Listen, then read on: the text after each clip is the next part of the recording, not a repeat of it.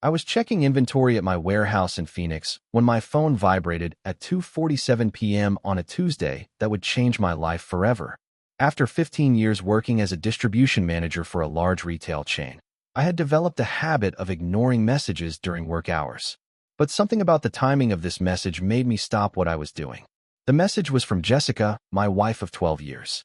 "Mike, I couldn't do this in person. I'm at the airport. I've hired a lawyer, and I'm filing for divorce. My bags are already packed. By the time you get home tonight, I'll be gone. Don't try to find me. I need space to figure out who I really am. Jess." I read the message 3 times before the words really registered in my brain. My wife was leaving me, via text, from the airport. I called her immediately. Straight to voicemail. "Jess, what the hell is going on? Call me back. Now." I tried again. Voicemail. "Mr. Rodriguez?" My assistant Kevin approached me. "Are you okay? You look pale." "Kevin, I need to leave. Family emergency. Can you finish the inventory?" I drove home to Scottsdale like a man possessed, alternating between anger, confusion, and a growing sense that there was much more to this story than a simple midlife crisis. Jessica and I had problems like any couple, but divorce? By text? From the airport? When I got home, reality hit me like a punch in the stomach. Jessica wasn't just figuring out who she was. She had planned a meticulous escape. Her closet was completely empty. Not just a few clothes for a trip, but everything. Shoes, jewelry, even her bathroom beauty products. The drawer where she kept important documents was empty. Her desk in the home office had been completely cleared out. This wasn't an impulsive decision. It was a military evacuation. I rushed to the bedroom and opened the safe where we kept important documents and some emergency cash. My password still worked, but when I opened it, my heart stopped. The $8,000 in cash was gone. The jewelry my grandmother had left Jessica was gone too. Even worse, our marriage certificate and other important documents weren't there. I grabbed my laptop and checked our bank accounts online. Our joint checking account had been emptied the night before. $12,000 had been transferred to an account I didn't recognize. The savings account was still intact, but Jessica had access to it as well. My phone rang. I thought it was Jessica, but it was a number I didn't recognize. "Mr. Rodriguez? This is David Kim from the law firm Kim and Associates. I'm calling on behalf of my client, Jessica Rodriguez. She asked me to inform you that the divorce papers will be delivered tomorrow." "Wait, what do you mean? Where's my wife?" "Mr. Rodriguez, my client prefers that all communication go through my office from now on. Do you have a lawyer you would like to refer me to? I didn't even know I was getting divorced until 2 hours ago." I understand that this may be shocking, but... Shocking? My wife sent me a text from the airport saying she was leaving me, and you already have papers ready? How long has she been planning this? Silence on the other end. "Mr. Rodriguez, I recommend that you hire legal representation. The papers will explain everything." The call ended, leaving me alone in a house that suddenly felt strange and empty. I sat down in the living room where Jessica and I had watched Netflix the night before, talked about our plans for the weekend, discussed the need to replace the air conditioner. She had played the role of the normal wife perfectly while secretly planning her escape. My phone vibrated again. Another message from Jessica. "Mike, I know you're confused and hurt. It's nothing you did. I just need to be happy. Please don't make this difficult. My lawyer will take care of everything fairly." This time, I typed a reply. "Jess, 12 years of marriage deserves a conversation. At least tell me where you went." The response came quickly. "It's better this way. For both of us." I looked at my phone and smiled for the first time since I got home. Jessica had made 2 critical mistakes. First, she completely underestimated my investigative skills. 15 years of warehouse management had taught me to track everything. Second, she had forgotten that I had access to some information she didn't know I had. Jessica thought she had planned the perfect escape. She had no idea she had just taken the first step toward the biggest mistake of her life. I grabbed my laptop and got to work. If my wife wanted to play this game, she would quickly find out she had picked the wrong opponent. The next morning, I called my boss and told him I needed a few days off for a family emergency. After 15 years of being a model employee, he didn't ask any questions. I had a mission, to find out exactly what Jessica was up to and where she had run off to. First stop, check all our shared digital accounts. Jessica had always been careless with passwords, using the same combination for almost everything. Our birthday, followed by our dog's name, Bella. I logged into our shared Gmail account and found a gold mine. Jessica had forgotten to delete emails from the last 2 months.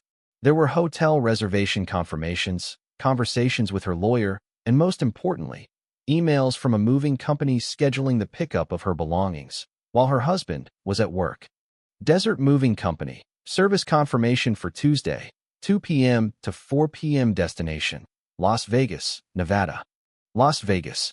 Jessica had moved to Las Vegas. I kept digging through the emails and found something even more revealing. Correspondence with someone named Brandon Cooper about our new apartment and how they needed to be discreet until everything is finalized. Brandon Cooper. That name was familiar to me. I opened Jessica's Facebook, another account she never changed the password to. Over the past 6 months, there were consistent likes and comments from someone named Brandon Cooper. I went to his profile and my stomach turned. Brandon Cooper, 29, personal trainer in Las Vegas. Gym physique, perfect smile, posts about living life to the fullest and never settling for less than you deserve. In the most recent photos, I could see comments from Jessica like inspiring, flexed biceps, and I agree 100%. Sparkles. But what made me furious was a photo from 3 weeks ago. Brandon at a gym in Phoenix. Phoenix. He had been in my city. I went back to Jessica's emails and found confirmation. Loved meeting you in person yesterday. Can't wait for you to move here and start our life together. B. Jessica hadn't met Brandon online. He had come to Phoenix specifically to meet her. I decided to do some more digging. I called my brother-in-law Rick, who worked as a private investigator in Tucson. Rick, I need a favor. Can you discreetly investigate someone for me? Marital problems, Mike? Maybe. Jessica left me yesterday, and I think there's a lot more going on. Send me what you have. I'll see what I can find out. While I waited for Rick, I continued my own investigation. I checked our credit card statements from the last few months. Jessica had made several strange purchases: expensive lingerie, gym clothes, expensive beauty treatments, and, even more suspicious, airline tickets to Las Vegas that she had bought 3 weeks ago. Jessica hadn't decided to leave me yesterday. She had been planning this for at least a month. My phone rang. It was Rick. Mike, are you sitting down? Go ahead. Your Brandon Cooper has an interesting background. He's been married twice. Both marriages ended in divorce after his wives discovered he was using them financially. His first wife said he convinced her to invest all her savings in a business that never existed. The second wife lost her house because he convinced her to take out a loan using the property as collateral. I felt the blood drain from my face. He's a con man. It looks like it. And Mike, there's more. Jessica opened a $25,000 line of credit using your house as collateral 2 weeks ago. Did you know about this? What? The document was signed electronically. If she had access to your financial documents. I rushed to the computer and logged into our bank account. There it was, a line of credit approved in my name for $25,000, with the house as collateral. Jessica had forged my digital signature. Rick, this is fraud. Yes, it is. And there's more. The money was transferred yesterday morning to the account she opened in Las Vegas. It all made sense. Jessica hadn't just left me. She had stolen $45,000, $20,000 from our accounts plus $25,000 from the fraudulent line of credit to finance her new life with a professional con artist. My phone buzzed with a message from Jessica. Mike, I hope you understand that this is for the best for both of us. I'm going to be happy, and you can find someone better for you too. This time, I didn't respond right away. Instead, I called Rick. Rick, I want to hire you officially, and I want you to document everything about Brandon Cooper and this financial fraud. What are you planning, Mike? I smiled for the first time in 2 days. Jessica thinks she ran off with Prince Charming in my retirement. She doesn't know she ran off with a professional con artist using stolen money, and that I have evidence of everything. Now what? Now we're going to find out exactly how justice works in Nevada when it comes to financial fraud and bigamy. Bigamy. Rick, you want to bet me that Brandon is still legally married to his second wife? Men like him don't bother to finalize paperwork. While Rick investigated, I spent the afternoon compiling all the evidence.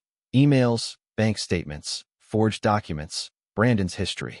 Jessica had committed multiple federal crimes to finance a romantic fantasy with a man who was probably already planning how to steal from her too. But the best part? Jessica had forgotten that I had access to something she didn't know existed. Our condo's security cameras, which showed Brandon helping her load boxes into the moving truck. Video evidence of conspiracy. Jessica had turned our divorce into a criminal case, and she had no idea of the hurricane that was about to hit her in Las Vegas. 3 days after Jessica's escape, Rick called me with information that turned my anger into something much more dangerous: absolute determination. Mike, you need to hear this. Brandon Cooper is legally married. To Jessica? No, Mike. He never divorced his second wife. Her name is Amanda. She lives in Reno, and she has no idea her husband is marrying women in Las Vegas. Bigamy. Jessica had fled to Nevada to live with a man who was already married. There's more, Rick continued. I managed to talk to Amanda Cooper discreetly. She said Brandon disappeared 6 months ago, taking $30,000 from their joint account and promising he'd be back in a few weeks after taking care of some business. He stole from his own wife, too. Exactly. And Mike, Amanda showed me text messages where Brandon said he was closing a big deal with a rich client in Phoenix. He was referring to Jessica. I felt a strange mixture of satisfaction and pity. Jessica had become the perfect mark for a professional con artist. Rick, what kind of evidence do you have about all this? Brandon and Amanda's marriage certificate, bank statements showing the theft, text messages, and Amanda is willing to testify. Mike, you have a solid criminal case against both of them. That afternoon, I decided to take the next step. I called David Kim, Jessica's lawyer. Mr. Kim, this is Mike Rodriguez. I need to inform you of some important findings regarding your client. Mr. Rodriguez, as I mentioned earlier, I prefer that all communication.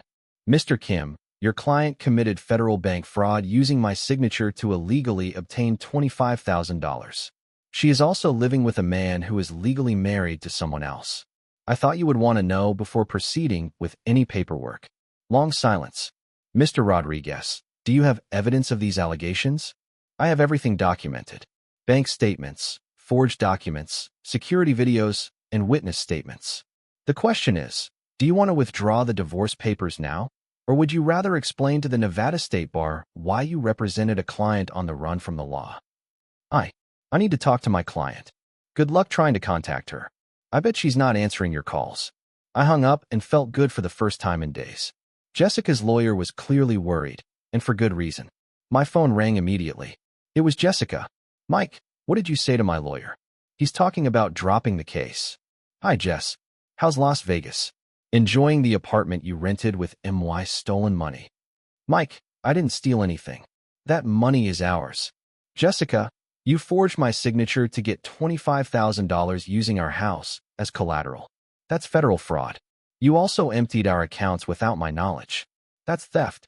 I was planning on paying you back. With what? You don't have a job. Your boyfriend is a professional con artist who has already stolen 2 previous wives. By the way, did you know he's still legally married? Total silence. Jessica, are you still there? What are you talking about? Her voice was shaking. Brandon Cooper never divorced his second wife. You're living with a bigamist who is using you just like he used the other women. That's not true. Jessica, his legal wife's name is Amanda Cooper. She lives in Reno. Brandon stole $30,000 from her 6 months ago and told her he was going to Phoenix to close a deal with a wealthy client. That deal was you. I heard something like a sob on the other end of the line. Mike, I made a terrible mistake. Yes, you did. Several, in fact. What are you going to do? I smiled, even though I knew she couldn't see me. Jessica, I already have. I contacted the FBI about the federal bank fraud. I contacted the Nevada police about the theft. And I contacted Amanda Cooper, who is very interested in talking to you about where the money her husband stole is. Mike, please. I can explain everything. I can pay the money back. With the money Brandon has already spent? Jessica, you're living in a $3,000 a month apartment that he rented with the stolen money. He bought a new car. You've been dining at expensive restaurants every week. The money is going down the drain faster than water. I didn't know about the other wives. Of course you didn't. Because you were so focused on stealing from your own husband that you didn't bother to investigate who he was running away with. Jessica began to cry on the other end of the line. Mike, what can I do? How can I fix this? Jessica, you made this a criminal case when you forged my signature. It's no longer a question of what you can do. It's a question of what the authorities are going to do to you. Brandon said everything would be fine, that you'd never find out. Brandon is a professional liar, Jessica, and you were stupid enough to believe him. He said he loved me. He loves your money. Our money, which he's spending while he plans how to disappear from your life, too. There was a long pause. Mike, can I come home? Can we work this out? Jessica, you sent me a divorce text from the airport after stealing $45,000 and forging federal documents. There is no coming home after that. So what happens now? Now you learn that actions have consequences. And Jessica, next time you decide to steal from someone and run off with a con man, maybe you should check to see if he's still married to someone else. I hung up the phone and leaned back in my living room chair. Jessica was finally realizing the magnitude of what she had done, but it was too late for regrets. In a few hours, federal and state authorities would be knocking on her door in Las Vegas. And Brandon Cooper would find out that he had picked the wrong victim when he decided to make my wife his accomplice. The game had completely changed, and I was about to show Jessica and Brandon what happens when you underestimate a warehouse manager who has spent 15 years tracking every detail of complex operations. The next morning, at 6:47 a.m., my phone rang. It was a Nevada number I didn't recognize. Mr. Rodriguez? This is Detective Sarah Chun with the Las Vegas Metropolitan Police Department. We need to talk to you about your wife, Jessica Rodriguez, and Brandon Cooper. Have they been arrested? Yes, sir. Last night we executed search warrants at their apartment. We found substantial evidence of financial fraud, forged documents, and several false identities that Brandon was using. Several identities? Mr. Rodriguez, your brother-in-law Rick gave us some very valuable information. Brandon Cooper isn't even his real name. His name is William Peterson. He has outstanding warrants in 3 states, and he was using your wife as part of a larger scheme. I felt a cold satisfaction growing in my chest. What kind of scheme? He had an operation where he seduced married women online, convinced them to steal money from their husbands, and then disappeared with the funds. Jessica was the 4th victim in the last 2 years. The 4th? Yes, sir. And here's the interesting part. Jessica wasn't just a victim. For the past 3 weeks, she's been helping Brandon look for his next mark. We found conversations where they discussed how to approach other wealthy women on dating apps. My blood ran cold. Jessica hadn't just betrayed and stolen from me. She had become an active part of a criminal scheme to do the same to other men. Detective Chun, where are they now? Brandon is in the county jail without bail. He had outstanding federal warrants. Jessica was released on $50,000 bail, but she must remain in Nevada until her trial. She posted bail? Actually, she asked us to call you. Apparently, she has no one else to turn to for help. I laughed bitterly. She wants me to pay her bail? She said she can explain everything and that you can work it out as a family. Detective, Jessica stopped being my family when she texted me divorce papers from the airport after stealing $45,000. She can rot in jail. I see, sir. There's one more thing. We only recovered $8,000 of the stolen funds. The rest was spent on prepaid cards that Brandon withdrew and probably transferred to offshore accounts. So the money's gone? Most of it, yes. But Brandon had some assets we seized. A $35,000 car, jewelry, electronic equipment. You may recover some of it when the case is finalized. 2 hours later, my phone rang again. It was Jessica, calling from jail. Mike, please, you have to help me. This is all a huge misunderstanding. Jessica, explain to me how helping Brandon find other victims to steal from is a misunderstanding. Silence. How did you find out about this? The police told me everything. You weren't just a victim, Jessica. You became an active criminal. Mike, I was confused. Brandon told me we were just researching people for him to meet. Jessica, the police found conversations between you discussing how to identify rich, lonely men on dating apps. You were helping your boyfriend plan to rob other families. She started to cry. Mike, I've made terrible mistakes. But I can change. I can pay everything back. With what money? You spent almost everything. I can get a job. I can pay it back over time. Jessica, you're facing federal charges of bank fraud, conspiracy, and use of forged documents. You could get 15 years in prison. Mike, please. I'm your wife. No, you're someone who forged my signature, stole my money, and ran off with a criminal. And when that wasn't enough, You decided to help him steal from other people too. The public defender said that if I cooperate with the authorities and testify against Brandon, I can get a lesser sentence. Great. Do it. But Mike, after all this, could we try again? I've learned my lesson. I was silent for a moment, processing the sheer audacity of what she was asking. Jessica, let me get this straight. You want me to pay your bail, wait for you to serve time for stealing from me, and then consider getting back together with you? When you say it like that, it sounds insane. Because it is insane, Jessica. Mike, I love you. This was all a huge mistake. If you loved me, you wouldn't have forged my signature. If you loved me, you wouldn't have emptied our accounts. If you loved me, you wouldn't have run off with another man. And if you had any decency, you wouldn't have sent me a divorce text from the airport. I was afraid of hurting you. Jessica, you sent me a message saying you were leaving me and didn't want me to look for you. How was that supposed to avoid hurting me? She couldn't answer. Jessica, I'm going to be very clear. I'm not going to pay your bail. I'm not going to visit you in prison. I'm not going to forgive you.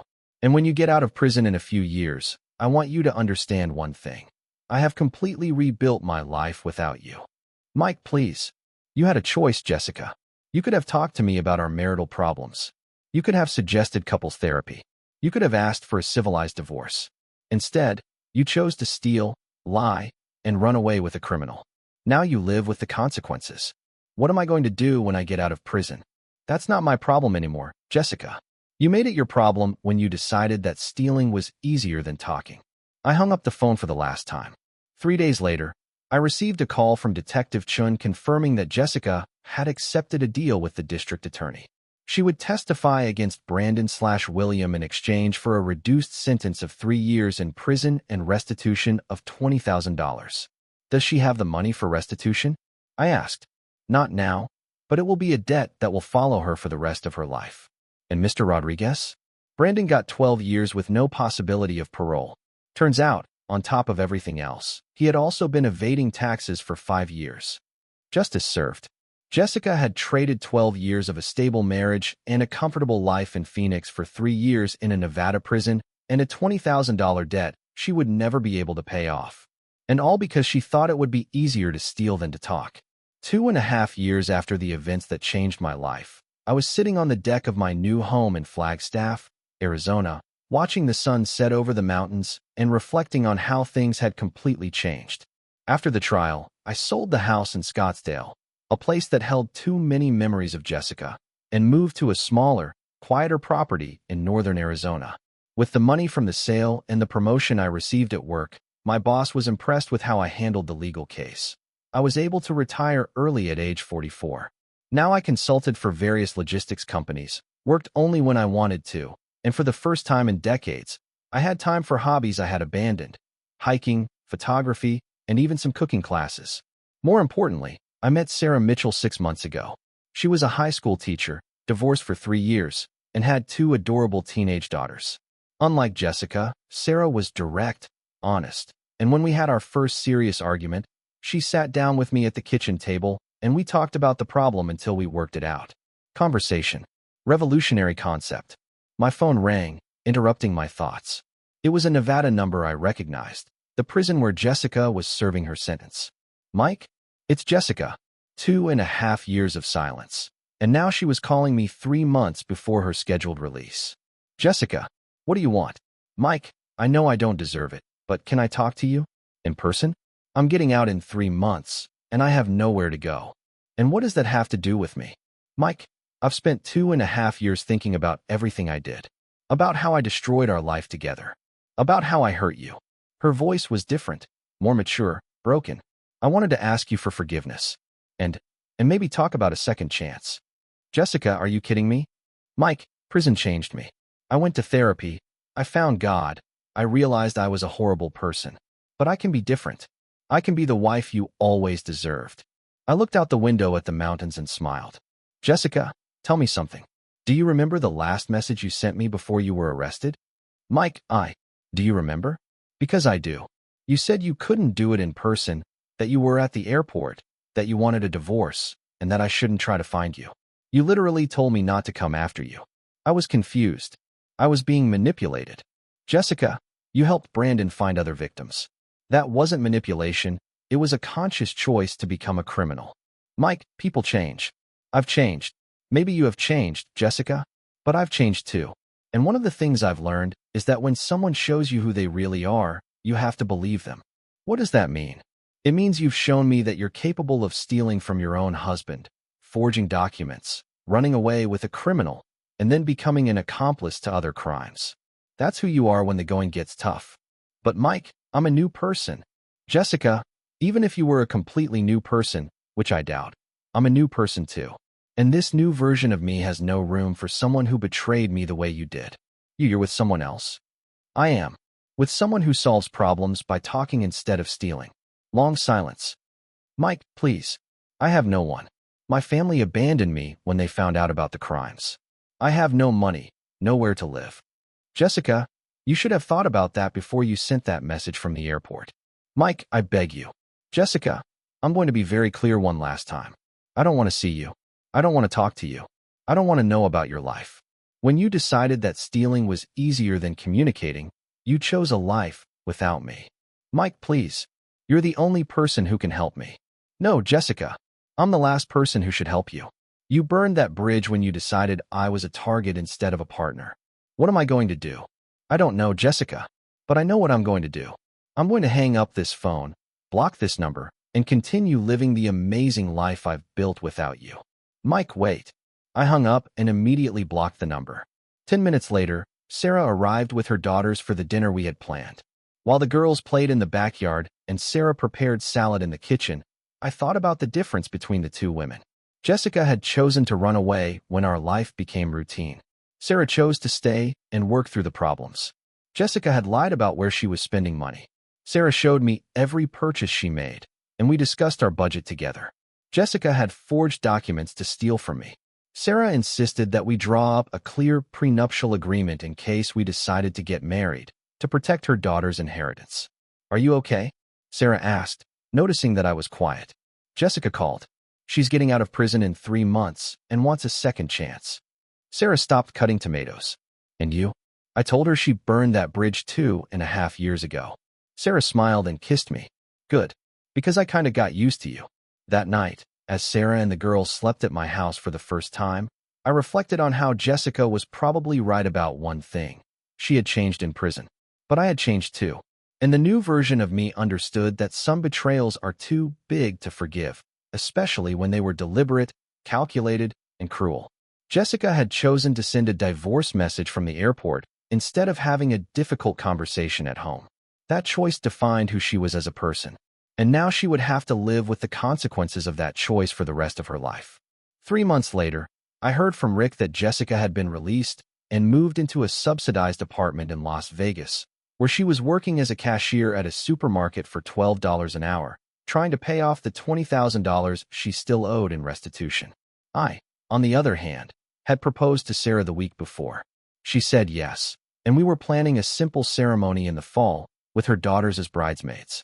Jessica had traded 12 years of stable marriage and a comfortable life for a text message, 3 years in prison, and a life of poverty in Las Vegas.